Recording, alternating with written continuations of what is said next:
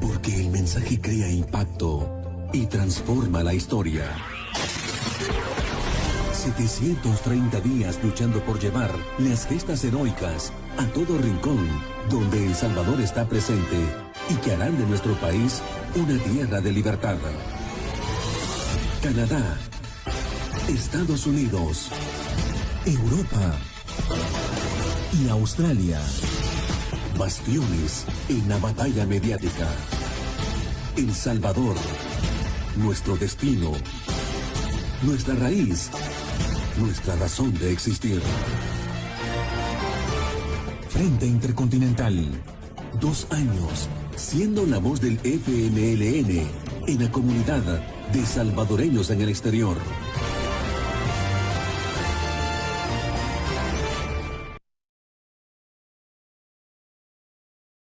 Bienvenidas y bienvenidos a este nuevo programa de la tribuna del FMLN en línea, organizado por el Frente Intercontinental del FMLN.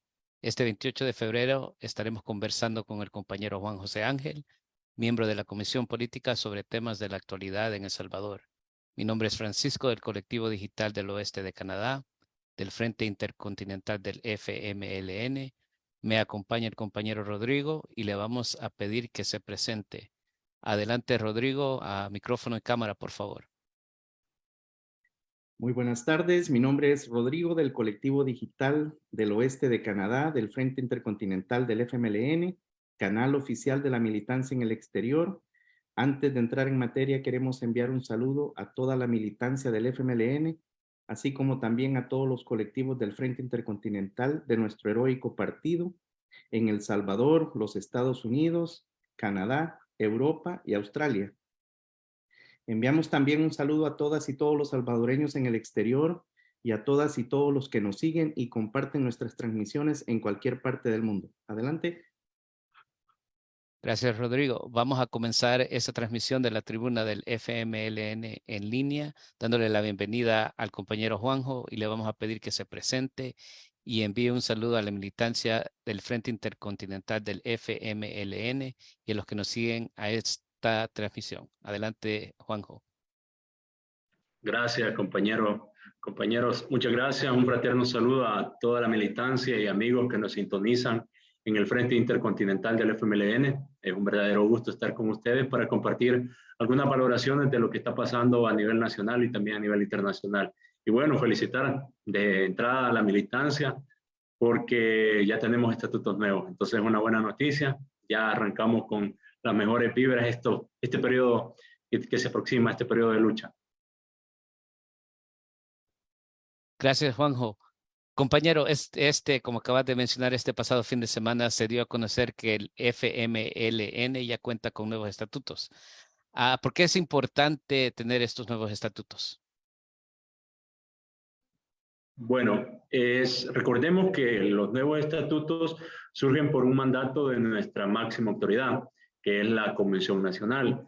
En el 2021, en diciembre, cuando se llevó a cabo la Convención Nacional, ahí se aprobó que dentro de esos grandes virajes que debía dar el FMLN, estaba, aparte de aperturar el padrón, ¿verdad?, para actualizar la afiliación, estaba el estudio de una propuesta de nuevos estatutos. Entonces, a partir de ahí, se da cumplimiento a la máxima autoridad del partido y todo el 2022 se genera toda una dinámica de construcción colectiva, de consulta, de enriquecimiento de propuestas, de volver nuevamente a la consulta, al debate, a los territorios, con la estructura, con los convencionistas, para finalizar en otra convención, ¿verdad?, donde se aprobó ya en 2022 y donde ya le damos el curso de aprobación legal que manda la ley electoral, la ley que rige los partidos políticos, y es importante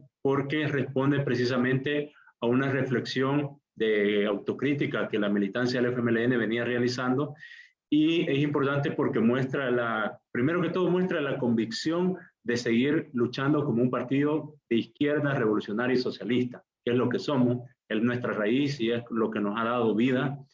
Y también muestra algunos virajes en cuanto a corregir algunas situaciones que habíamos tenido y que era preciso cambiar, pues sí, como lo es el tema famoso de la rueda de caballitos, y que significaba prácticamente que no se le permitía a otros compañeros acceder porque había todo un rodaje de personas y no se establecía una pausa militante para volver al trabajo militante de base, y eso se frenó. Hoy debe haber una alternabilidad en estos espacios, sobre todo de espacios públicos.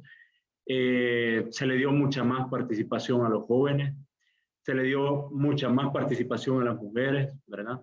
Se estableció un código de ética que viene a ampliar, a normar el funcionamiento, la conducta del militante, ¿verdad? Lo que significa ser éticamente revolucionario.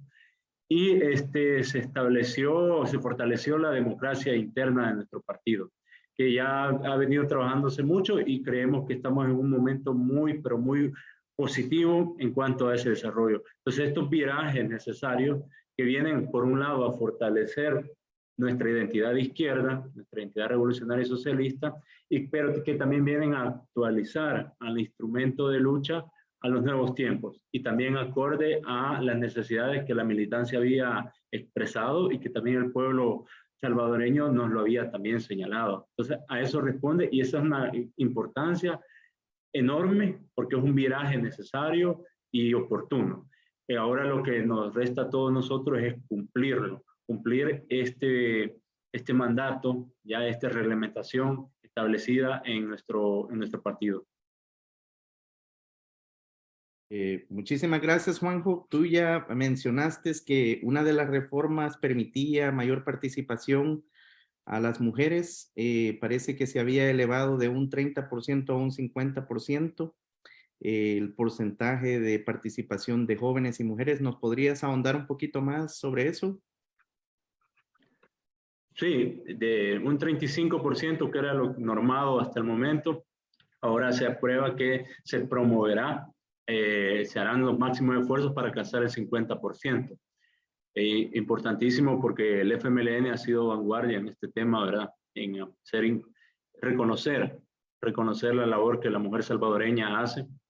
Las compañeras de izquierda, por supuesto, hacen una tremenda labor, aporte a la vida productiva, a la vida política de nuestro país. Entonces, acá nosotros marcamos diferencia con otros partidos que son muy tradicionales, muy conservadores, que son muy patriarcales. Entonces, el FMLN tiene esa convicción, ¿verdad?, de hacer el máximo esfuerzo para alcanzar ese 50%. En los jóvenes, igual, siempre el FMLN se caracterizó desde su raíz, que esos grandes cambios que impulsó en El Salvador, esa lucha frente a la dictadura, esa apertura a la democracia, fue impulsada principalmente por jóvenes, ¿verdad? Jóvenes que decidieron transformar este país y lo lograron. Entonces, desde su raíz, la juventud siempre ha tenido un espacio importante en el FMLN, pero en los últimos años sí se había visto limitado, y entonces en el estatuto se promueve, se aumenta esa participación. La Secretaría de Juventud, encabezada por compañero Hazael Torres, estuvo de lleno en estos debates, consultando a las estructuras, a los colectivos de jóvenes, para enriquecer también esto. Es la primera vez que el estatuto recoge todo toda una sección que aborda el tema de la juventud, ¿verdad? Aborda el tema de la juventud y amplía también el espacio de participación de la juventud. Y hay que decirlo también que no, a diferencia de otros partidos políticos, el FMLN valora realmente a sus jóvenes, no hace un uso utilitario como sí lo hacen los partidos de derecha. Acá se promueve que el joven que entre se desarrolle su pensamiento crítico, su actividad política se sustente en el proyecto histórico, ¿verdad? No como en los otros, porque vemos a veces jóvenes, sobre todo en el partido de la derecha reciclada, que hay jóvenes, pero que realmente es lamentable que vienen a repetir mañas, vicios, autoritarismos, manipulación, mentira, típico de gente tan nefasta como Araujo, ¿verdad?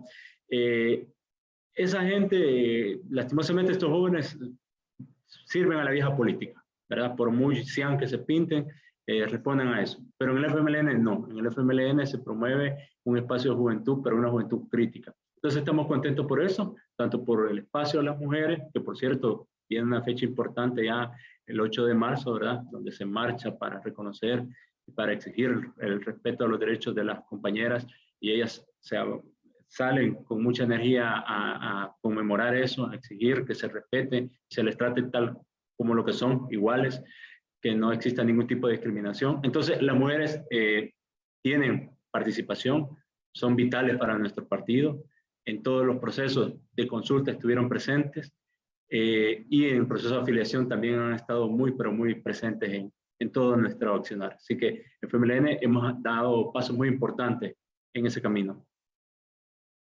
Muchísimas gracias, Juanjo. A mí me gusta mucho esa parte de que no solamente la participación, sino que de asegurar que su participación conlleve a promoverse como en espacios de elección popular, o sea, de que se les garanticen también esos derechos. Como sabemos, pues para las mujeres es aún más difícil, dado de que aparte de todas las tareas que se tienen en los diferentes espacios, pues, y nosotros teniendo esa cultura, como tú ya lo decías, patriarcal, con muchos prejuicios, y entonces es muy, muy, muy importante que como partido revolucionario, pues nosotros ejerzamos, o sea, que pasemos de lo teórico a lo práctico y aseguremos que estos espacios se distribuyan de manera equitativa con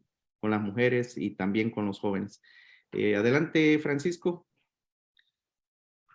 Sí, gracias, Rodrigo. Juanjo, creo que mencionaste algo de esto, pero una de las reformas fue eliminar la rueda de caballitos y limitar el ejercicio de la función pública a no más de 2 periodos consecutivos y a 2 periodos en un mismo cargo partidario.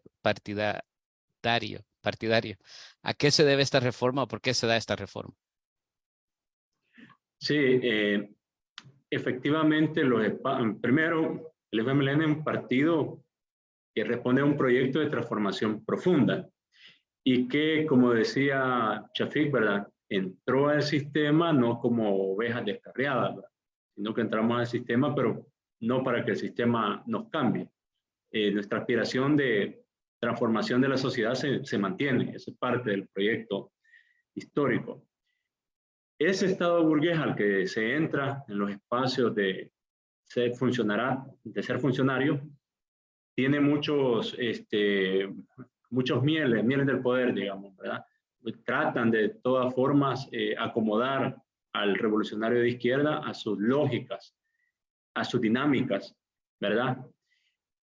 Y para eso es necesario, es preciso que todo militante que está en un espacio siendo funcionario también tenga su espacio de reflexión, vuelva a la base, trabaje con la base, esté de cerquita con la base, ¿verdad?, recordando de dónde ha salido, manteniendo su raíz, no despegarse, porque aunque el compañero o compañera sea muy buena, muy bueno, siempre es necesario ese baño de pueblo, esa cercanía.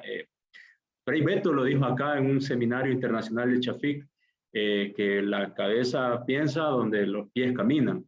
Es necesario siempre esto, ¿verdad?, para no desvincularnos, para no romper. Yo sé y reconozco el esfuerzo de nuestros compañeros funcionarios. Ellos hacen todo lo posible por mantener siempre esa raíz, pero como les digo, las lógicas del ser funcionario, los tiempos, los compromisos que les exigen, es por demás que no vayan teniendo alguna distancia.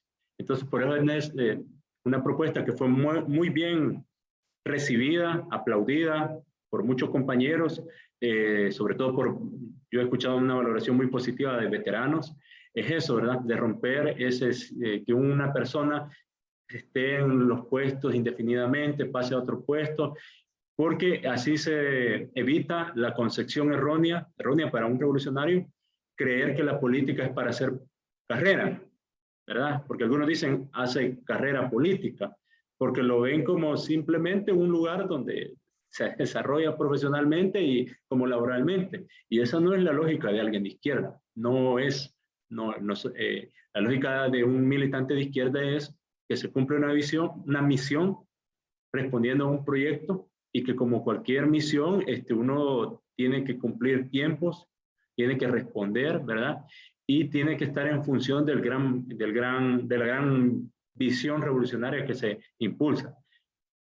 Y para eso es necesario no perder la humildad, la sencillez de ser de izquierda, de ser revolucionario. Entonces, una de las grandes cuestiones que se impulsó y que, como digo, ha sido muy valorado porque lastimosamente sí, esa dinámica propia de ese Estado descompone a algunos compañeros, algunas compañeras y después ya no son compañeros. Muchos de ellos hoy están allá en nuevas ideas. Hoy ahí andan tirándosela de que están haciendo nuevas políticas, cuando en realidad desde hace mucho tiempo ellos representan los viejos valores de la derecha tradicional. Muchísimas gracias, Juanjo. Como partido de izquierda, revolucionario y socialista, nosotros vivimos constantemente trabajando por erradicar todos esos vicios que trae pues este sistema capitalista. Por ejemplo, yo siempre he creído que nuestros compañeros han hecho todo el esfuerzo posible para mantenerse, bueno, primero al margen de la ley, tú sabes que para poder acceder a un cargo público creo que existe de que tienes que entregar tu declaración patrimonial.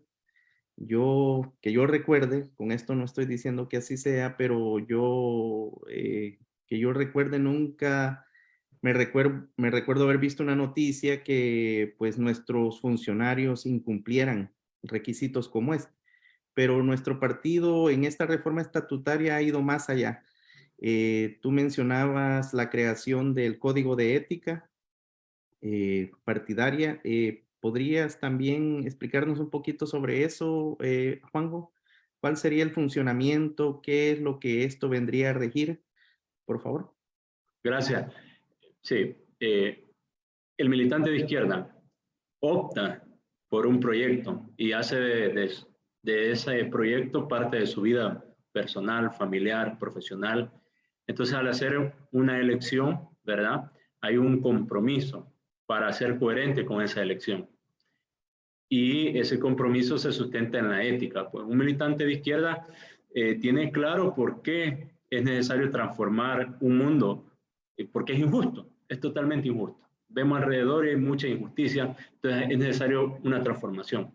Pero aparte de esa comprensión intelectual, también está el compromiso ético, el compromiso de ser coherente con esa transformación. El capitalismo, sobre todo el capitalismo neoliberal, constantemente nos bombardea con su individualismo y con sus antivalores para corromper a aquellas personas que quieren transformar la situación, que quieren transformar la sociedad. Y es una influencia tremenda y lo hacen de diversas formas, ¿verdad? Para que el individualismo sea solo mi bienestar, el bienestar individual, solo eso, sin importar a los demás. Eso es constante. Y también se promueve desde esta concepción usar la política para beneficio propio, ¿verdad? Usar la política como escalera para beneficio propio. Entonces, eso deforma al revolucionario. Entonces, para tener parámetros de cómo es lo permitido, qué es lo permitido y qué no es lo permitido, es necesario establecer ciertos rangos de valores, ¿verdad?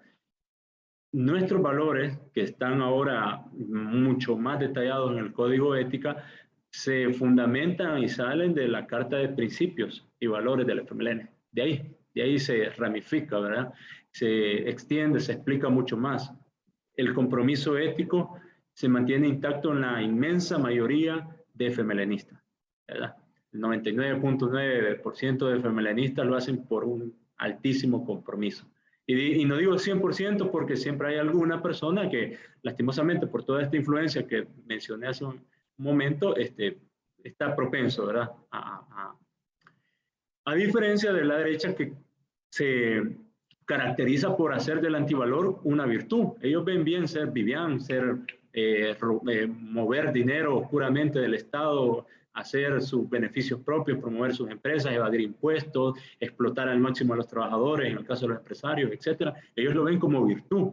En la derecha, por eso la gente no se sorprende que tomen esas actitudes. Pero es que quizás la gente no le impacte ver en nuevas ideas, gente que dice que está honoren y en realidad está ganando altísimo salario, gente que dice que no iban a hacer lo mismo, pero se van de viaje con nuestros impuestos y no nos rinden cuentas, gente que criticaba el nepotismo, pero ha metido a toda su familia y mucho más. Entonces, en la derecha como que no se centra mucho la atención, pero en la izquierda se fija más la gente porque nosotros decimos que nuestro proyecto es por el bien común y nuestra actitud es en coherencia con ese bien común. Entonces, el código de ética aprobado por el partido viene a establecer esos criterios en los cuales debemos cumplir, en los cuales que conscientemente cada militante de forma personal, voluntaria, dice: yo acepto ser del FMLN, acepto su proyecto, acepto su programa, por lo tanto tengo el compromiso de ser una persona ética y hacer todo lo posible para estar a la altura de ese proyecto. Entonces viene a reafirmar eso, viene a reafirmar, y también una muestra que nosotros realmente tenemos una convicción. Por más que nos quieran decepcionar, nos quieran bombardear los aparatos del régimen, los aparatos mediáticos, queriendo decir que son corruptos todos, nos quieren tildar así, ¿verdad? Entonces, eso es totalmente falso. La inmensa, casi el 100% de FMLNistas, gente trabajadora, decente, que está haciendo una labor inmensa, ¿verdad? Y ese poquito que ya es por la gente que ya se está yendo y que ahora está en nuevas ideas. Así que es muy importante ese código de ética porque viene a reafirmar esa convicción. Muchísimas gracias, Juanjo. Muy interesante, fíjate lo que acabas de decir, de que la gente espera siempre más de un partido como el FMLN. Y eso nos lleva a recordar ahorita una situación que celebramos mucho. Parece que recientemente fue liberado, yo no sé si continúa en arresto domiciliar, pero parece que el compañero Iresi, quien por cierto llevaba no sé si 1 o 2 años ya preso injustamente, bueno, personal pues así lo veo, porque hasta ahorita pues 2 años y no se le ha logrado probar delito alguno. Con él también estaban el caso del compañero Iresi. Para mí me impactó mucho, fíjate, Juanjo, porque es increíble la maniobra que hay detrás de ese caso. Por ejemplo, al parecer solo fueron encarcelados los compañeros del FMLN, aunque las resoluciones por las que supuestamente se da este caso había sido aprobada por todo el Consejo Municipal. O sea que es un caso claro de persecución política hacia la gente del FMLN, y nos da una gran alegría, pues, como te digo, yo no estoy muy claro cuál es la situación, si él sigue detenido en arresto domiciliario o se ha dado una resolución final sobre su caso, pero nosotros seguimos confiados de que muchos de los compañeros que han sido encarcelados, mantenemos nuestro apoyo solidario, especialmente pues de que muchos de estos casos han hasta irrespetado procedimientos, o sea, hay casos que llevan 3, 4 años y todavía no hay ni siquiera, no hay sentencia alguna. Entonces hay gente que sigue encarcelada por todo este tiempo y no se le da resolución a sus casos. Pues si son culpables, pues demuéstrenlo, y si alguien tiene que pagar, pues que pague. Pero, o sea, pero hay que respetar procedimientos. Muchísimas gracias, Juanjo. Bueno, antes de continuar con la programación, Rodrigo, queremos... ¿Sí? perdón, solo por eso, es que efectivamente en El Salvador se está destruyendo todos los principios básicos de justicia. No sé, porque en este caso los compañeros que mencionás desde hace tiempo debieron haber quedado en libertad. Pues efectivamente se le han violentado los procesos, ahí se ha estado denunciando por parte de sus familiares y amigos y asociaciones de derechos humanos. Los procesos se violentan y se pone con mucha saña, mucho odio, sobre todo aquellas personas que vienen del FMLN, ¿verdad? Porque no se trata igual a los funcionarios que se les ha investigado periodísticamente y se les ha señalado actos de corrupción, indicios de corrupción. A ellos se les tapa, se les oculta, se les protege. Lo que hacen es sacarlos de la palestra pública. Por ejemplo, en el caso de Marroquín, el ministro de Tejido Social, el cual se establecía que sacó a criminales, jefes criminales de altísimo nivel, y que lo sacó para Guatemala. Entonces lo que sucedió es que solo lo sacaron de cámara un tiempo, ¿verdad? Y desviaron la atención para otros temas, y no hay absoluta certeza en que en Salvador hoy por hoy se vaya a hacer un proceso justo, y lo que sí se ve es que hay una hazaña por parte de la Fiscalía y del aparataje judicial contra las personas que vienen del FMLN. Entonces, es muy preocupante, porque ahora ya no solo es contra el FMLN, ahora ya trascendió a líderes también comunitarios, ¿verdad? Incluso a periodistas que ya no se sienten con la misma libertad para ejercer su labor. Entonces, El Salvador, cuando decimos que está por una senda autoritaria, es porque realmente ya hay evidencia de sobra para mantener esta afirmación. Y es lamentable, porque nos ha costado mucho salir de una oscura dictadura para volver nuevamente a repetir esa triste historia. Entonces, bueno, una noticia muy positiva, la liberación de estos compañeros. Faltan mucho más. Hay muchísimos inocentes, hoy con el régimen de excepción, ¿verdad? Hoy el gobierno tuvo que reconocer algo que el FMLN venía denunciando desde el primer momento, que es que se estaban llevando a alguna gente inocente, ¿verdad? El gobierno quiso disfrazar diciendo que el FMLN, ¿verdad?, que era protector de delincuentes, eso quiso decirlo, pero en realidad después lo tuvo que reconocer, diciendo que hay una cantidad de miles de inocentes, 3.000 inocentes. Para que reconozca eso es porque detrás hay una cantidad mucho mayor. Nosotros hemos mantenido que el que ha cometido un crimen, que la pague, ¿verdad? En el caso de los delincuentes, de las pandillas, etcétera. Pero quien es inocente no tiene por qué ir a pagar un suplicio ahí, por justo, no es razonable. Claro que no. No pueden pagar justos por pecadores, ¿verdad? Y si por eso nos van a atacar los del gobierno, pues nosotros no nos vamos a callar. No, es que no podemos aceptar que inocentes vayan a parar a la cárcel, o peor aún, vayan a ser asesinados dentro de esas cárceles y después desaparezcan, no les den razón a sus familiares y dejan una total zozobra a esos pobres familiares que no tienen culpa. Pues, o sea, se les violenta no solo el derecho a la vida del que fue apresado, sino que a todas las familias le violenta, y genera incluso hasta crisis no solo emocionales, psicológicas, sino también económicas, pues, porque ir a dejar la cuota que les piden hoy en los penales es un golpe muy severo para las familias, máximo en un país donde no hay oportunidades de empleo, donde la canasta básica es la canasta básica más alta de la historia, ¿verdad? Eso no lo saca el gobierno, pero así es, una crisis terrible. Entonces, no hay una esperanza en un proceso jurídico confiable en El Salvador. Eso lo decimos con mucho énfasis, porque sabemos que el Frente Intercontinental del FMLN también es visto por muchos amigos del exterior, muchos amigos en América Latina, Europa y otros lados. Entonces, para que no los confunda, porque sabemos que hasta allá les llega la publicidad engañosa de Bukele, ¿verdad? Entonces, por eso lo decimos, nos ampliamos en esta información. Rodrigo. Muchísimas gracias, Juanjo. Muchísimas gracias por toda esa información.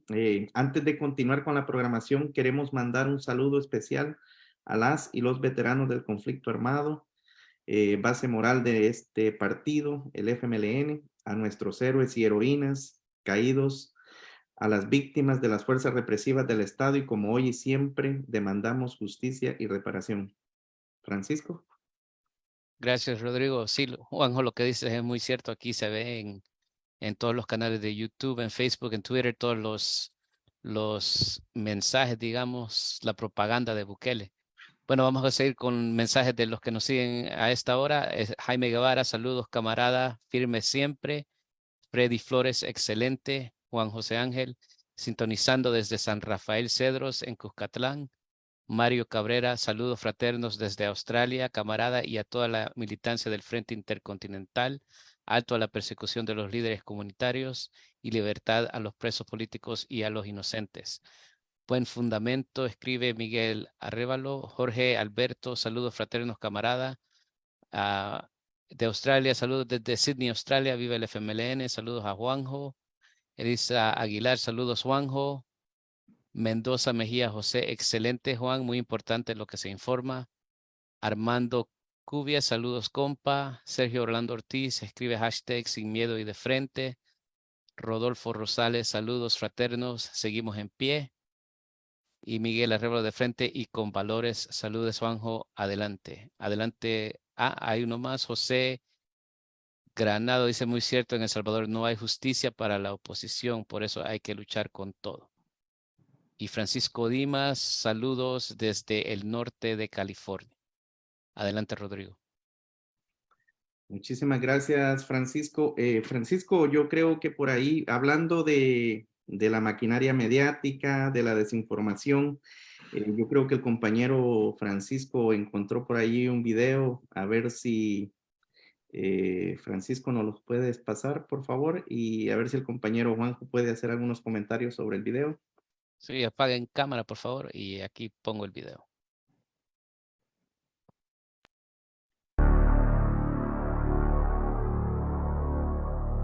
A diferencia de lo que está pasando ahora, que sí es cierto que hay más hospitales y hay más clínicas de salud, pero no hay medicinas. Nosotros vamos a garantizar el abastecimiento de medicamentos al 100%.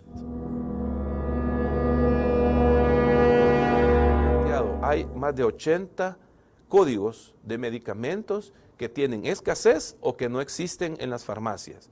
Nosotros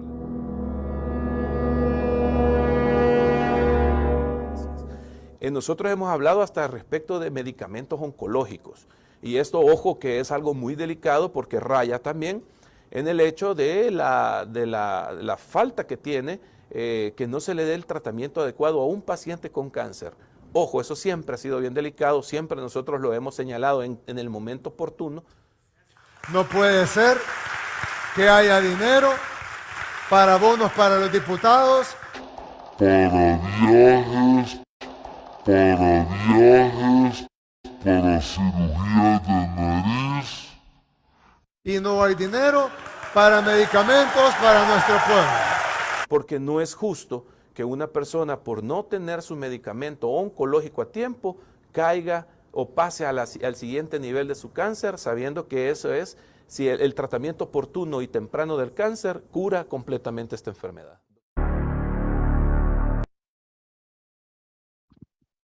Adelante, Juanjo. Cámara y micrófono, por favor. Sí, lo que ha demostrado este gobierno salvadoreño es que es muy, pero muy efectivo en la manipulación, en la mentira, ¿verdad? En el engaño y en masificar esa mentira y ese engaño.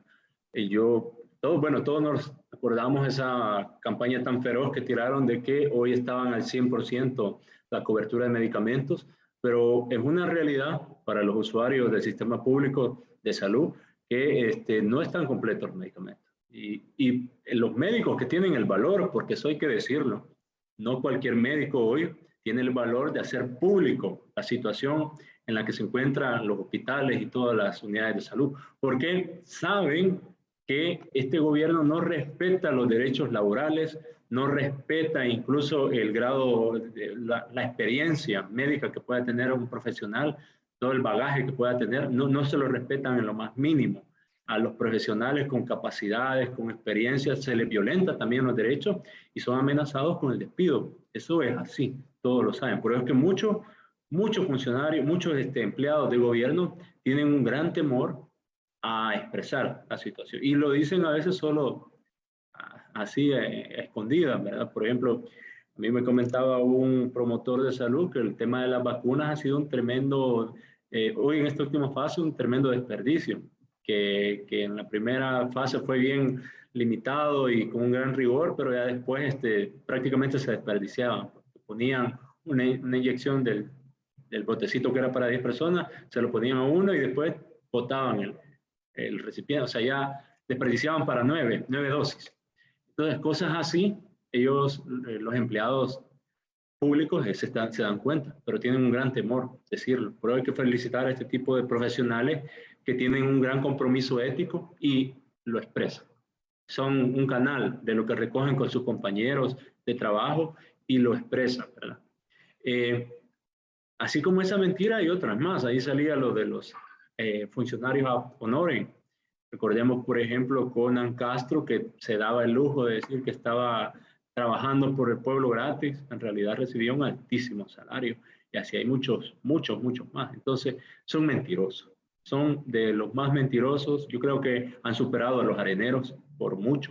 Y están instalando esa mentira y masificándola. Afortunadamente, cada vez menos salvadoreños se tragan menos las mentiras de estas personas, de estos publicistas, y hay más actitud crítica, porque ya han tenido suficiente tiempo ellos para poder dar solución a muchos problemas que estaban en sus manos, porque recordemos que este gobierno ha sido el gobierno que más poder ha tenido. Ningún otro gobierno ha tenido tanto poder como lo tiene ahora Nayib Bukele, y con la cantidad de diputados que tiene, con el poder judicial que no le impide, no sabotea, como sí fue el caso de la antigua Sala Constitucional, que estuvo constantemente saboteando el gobierno, sobre todo de Salvador Sánchez Serén, ¿verdad? Bukele no tiene eso. Bukele tiene las manos libres para poder emprender, por ejemplo, cuestiones tan esperadas como una verdadera reforma de pensiones, y no lo hace. Hizo parches, promovió más la privatización, ¿verdad?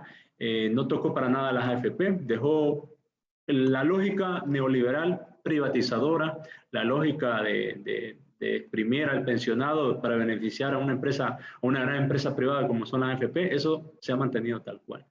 En vez de elevar a derecho humano el agua, lo que hicieron fue promover una ley que potencia la privatización del agua. Entonces, este gobierno que se ha tenido todo el poder, que tiene el poder absoluto, no ha emprendido cambios sustanciales para mejorar la vida de los salvadoreños. Pero sí ha hecho esto que es manipulación. Y lo que decían acá Francisco, es una manipulación que incluso llega a Canadá, llega a Europa, llega a toda América Latina, pintando una realidad que es muy distante a la realidad que se vive en El Salvador. Muchas gracias, Juanjo. Fíjate que a mí me llamó mucho la atención porque es el único mensaje que veo donde Bukele reconoce de que habían más hospitales, o sea, de que no desmintió, porque tradicionalmente todo lo que anduvo diciendo fue que no habíamos hecho nada. Entonces a mí me llamó mucho la atención que sí reconoce de que sí se habían construido más hospitales. Juanjo, también parece que recientemente una asociación Cristosal, creo que se llama, había puesto una demanda para que se investigara el fraude que se había dado con la Chivo Wallet. Cierto, tú ya mencionaste que bajo el control de Bukele, la Fiscalía, bajo el control de Bukele, la Asamblea Legislativa, es probable que esto no pase a más, pero no sé si tú tienes algún conocimiento de esta enmienda o de esta propuesta que se había hecho para investigar esto. Sí, Cristosal está haciendo lo correcto en dejar precedentes, ¿verdad? Que se investigue, porque si viviéramos en un país donde hubiera un mínimo de respeto al deber ser, que se respetaran procedimientos, que se respetara la ley, toda esta situación como la de Chivo Wallet se debería investigar a fondo, porque son recursos públicos que se evaporaron, desaparecieron, porque lo del Bitcoin, íntimamente asociado a esto, es catalogado como un fracaso. Eso es indudable, y lo reconocen hasta los más fanáticos de seguidores de Bukele, lo reconocen, que ha sido un fracaso. Cuesta más que ellos reconozcan que ha sido una pérdida de dinero para nuestro bolsillo, porque como el gobierno ha tirado la manipulación de que no se pierde si no se vende, etcétera, entonces, pero sí, al menos en el término de uso, el salvadoreño común no utiliza el Bitcoin, no utiliza el Chivo Wallet, y ha sido testigo de cómo han desmantelado, ¿verdad?, estos cajeros, cómo las casetas del archivo son ocupadas para diversas cosas, menos para lo que supuestamente iban a estar diseñadas. Aquí hay una evaporación de dinero muy grande, ¿verdad? Y que es tapado con otros hechos, pues. Los negocios oscuros del gobierno son innumerables. El más evidente ha sido esto, pero cada vez se oyen más denuncias, a veces anónimas, a veces de poquito, pero es una constante. Y estos negocios oscuros se están financiando sobre todo con deuda que en un momento, bueno, que nosotros lo vamos a pagar. La vamos a pagar nosotros, nuestros hijos, nuestros nietos. Una crisis de deuda terrible. Entonces, se deben hacer las denuncias, se deben hacer los procedimientos, aunque como sabemos es muy, pero muy poco probable que un régimen autoritario como este se le dé el seguimiento, se le pueda dar una salida como debiera ser. Gracias, Juanjo. Solo disculpa, Francisco, antes de que me regañe Francisco, siempre tratamos de mantenernos dentro del espacio. Tú sabes que el tiempo es nuestro peor enemigo en estos espacios. Hablando de eso, de deuda, Juanjo, fíjate que por ahí andaba circulando una carta de que se había suspendido ya el INPEP o que se habían no sé si se habían despedido sus trabajadores. Y hablando de deuda, me acuerdo haber visto una entrevista con un economista y planteaba de que pueden surgir, que se tiene planteado la de despedir como a unos 20,000 trabajadores públicos. Y es una de las demandas que le está haciendo pues la gente que le sigue prestando dinero a este hombre. Él tiene que seguir recortando lo que él mal llama grasa, o sea, no sé si puedes ahondar un poquito más sobre eso.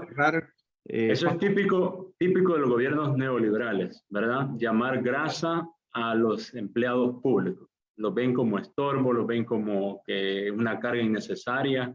Claro, cuando es ayuda económica de parte de un Estado a los grandes bancos, ahí no llaman grasa a eso, pues porque los neoliberales para ayudar a los bancos sí son ágiles, pero para generar empleo público o fortalecer, por ejemplo, algo como la educación pública, ahí ellos son lentos, no les gusta, lo critican. Entonces eso lo vemos en gobiernos neoliberales de todo calibre. Y Bukele, gobierno actual, lo ha adoptado tal cual. Pues sí hay una amenaza de despido, cada vez se oye, y ya vienen desde los despidos injustificados, los despidos políticos. Por ejemplo, el típico caso del compañero Rodrigo Cerrito, que era operador aéreo en el aeropuerto de El Salvador, que fue despedido totalmente injusto, de forma injusta, así como toda una gran gama de compañeros que solo por ser del FMLN les violentaron sus derechos, aunque fuesen excelentes trabajadores, ¿verdad? Les violentaron sus derechos. Eso fue una venganza política que Bukele cometió, violentando cualquier normativa, una actitud ilegal.